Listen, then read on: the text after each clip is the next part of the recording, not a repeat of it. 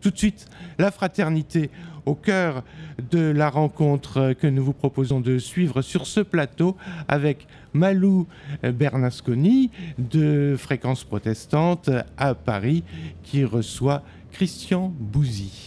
Alors Christian Bouzy, pour un livre qui vient de sortir, qui s'appelle « Vivre la fraternité ». Nous avons entendu longuement les principes de la mission populaire, son implantation historique, mais là on va parler d'une expérience que vous avez faite pendant 6 ans au foyer de Grenelle dans le 15e arrondissement de Paris. Vous êtes donc pasteur de la mission populaire évangélique. Alors j'avais envie de vous demander pourquoi un livre sur une expérience?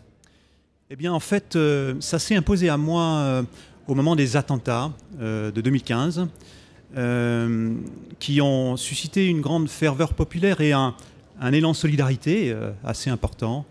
Et il y a eu un écrit d'un écrivain qui s'appelle Abdenour Bidar, qui a écrit un plaidoyer sur la fraternité, appelant toutes les composantes de la société civile à se mobiliser pour que cette ferveur populaire ne redescende pas comme ça, mais que réellement on puisse créer de nouveaux lieux de fraternité. Et quand j'ai lu ce livre, je me suis dit, mais au fond, la mission populaire et ces différentes fraternités, c'est ce qu'elles vivent déjà depuis plus de 130 années. Et je me suis dit, tiens, peut-être je peux prendre ma plume et relater ce témoignage qui est le mien, ce que j'ai vécu effectivement 6 ans au foyer de Grenelle à Paris.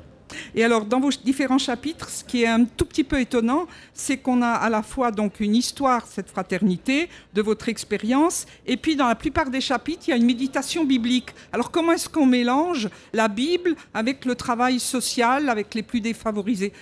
Comment on rejoint cette tension? Alors, c'est précisément la richesse de ce ministère qui a été le mien au foyer de Grenelle, c'est qu'il s'articulait autour de 2 dimensions.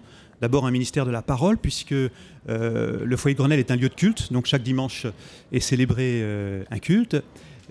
Par ailleurs, il y a des partages bibliques, un groupe interreligieux qui se retrouve régulièrement. Et en même temps, c'est un lieu d'engagement. C'était pour moi un lieu d'engagement au service de personnes se trouvant en difficulté d'une façon ou d'une autre. Donc pour moi, l'un et l'autre vont ensemble, et c'est ce qui a fait la richesse de ce ministère sur ce foyer. C'est ça. Et vous continuez votre travail encore aujourd'hui, puisque vous avez repris un poste de la mission populaire à Lyon, donc vous continuez la fraternité, c'est comme ça qu'on peut le dire? Oui, effectivement.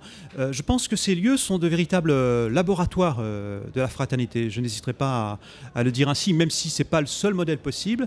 Ce sont des lieux, en tout cas pour ce qui concerne le foyer de Grenelle, qui accueillent des personnes très diverses, très mixte, si je puis dire, sur le plan social et culturel. Il y a des personnes qui sont dans la rue, il y a des demandeurs d'asile, il y a aussi des familles, des enfants qui viennent pour des cours de soutien scolaire.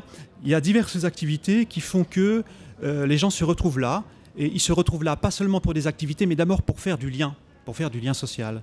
Et je relate en particulier dans mon livre une expérience tout à fait intéressante qui a été l'ouverture d'un espace d'accueil et de parole pour des gens qui sont dans la grande précarité, et je montre combien accompagner ces personnes, cheminer avec elles, les écouter d'abord, parce que c'est finalement ça le plus important, c'est essentiel, et combien ça peut aider des personnes à repartir, à retrouver confiance en elles, car on sait très bien qu'effectivement sans la confiance en soi, sans la confiance en l'autre aussi, sans la confiance en demain, il n'y a pas possibilité de se réinsérer. Et au fond, il nous a semblé important de développer sur ce lieu ces espaces d'accueil et de parole. Alors, Vivre la fraternité, l'expérience du foyer de Grenelle à Paris, préface de Pierre Jox, on n'a pas eu le temps d'en parler, Christian Bouzy aux éditions Olivetan.